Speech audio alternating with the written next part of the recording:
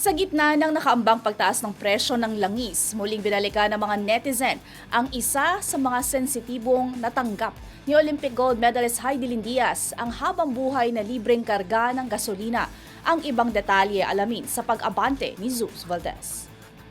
Muling naging trending sa social media ang Olympic gold medalist na si Heidelin Diaz Naranjo matapos balikan ng mga netizen ang isa sa mga natanggap niyang insentibo matapos sa makasaysayang panalo sa Tokyo 2020 Olympics. Isa sa mga naging usap-usapan online ay ang lifetime free fuel na iginawad sa kanya ng Phoenix Petroleum bilang pagkilala sa kanyang pagkuha ng kauna-unahang Olympic gold medal ng Pilipinas sa Women's 55 kg weightlifting event.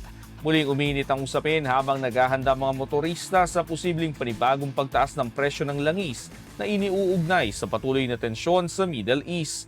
Ayon sa mga naunang tansya, posibleng tumaas ang presyo ng gasolina ng hanggang 7 piso at 48 sentimo kada litro habang mas mataas naman ang posibleng dagdag sa diesel at kerosene.